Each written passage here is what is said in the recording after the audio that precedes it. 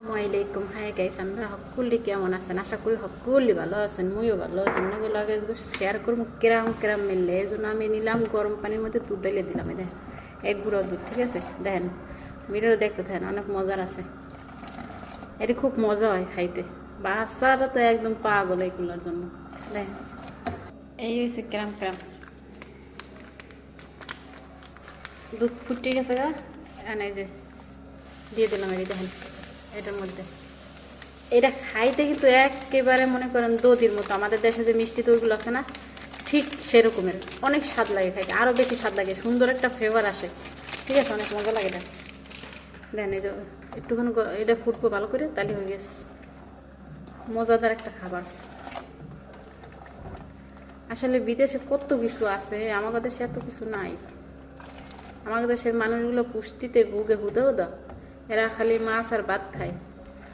মাছ ভাত সবাই কপালও আর মাছ ভাত জোটেও না, এই জন্য এই অবস্থা। ওইটা হইতে থাক, কেন আমি বাড়িগুলো একটু সাজাইলে দেন। এটা হলো কালারের জন্য, আর এটা কিন্তু মিষ্টি, কালোটা অনেক মিষ্টি এটা, এই জন্য এগুলো সব এগুলোর মধ্যে দিয়ে দিব। তাইলে নিচে উপরে থাকবে সাদা, আর নিচে একটু কালো কালো রং রইবে। এটা কিন্তু মিষ্টি জাতীয়, এই যে কালোটা খাইতেও অনেক মজাদার হয়। দেখছেন, মাশাআল্লাহ কত কিছু পাওয়া যায় যে বিদেশে, অনেক আনকমন খাবার, আর এই জন্যই অনেক পুষ্টিকর। এই সমস্ত খাবারের মধ্যে পুষ্টি বেশি। কালারটা কি সুন্দর হয়েছে না, সেই রকম কালার।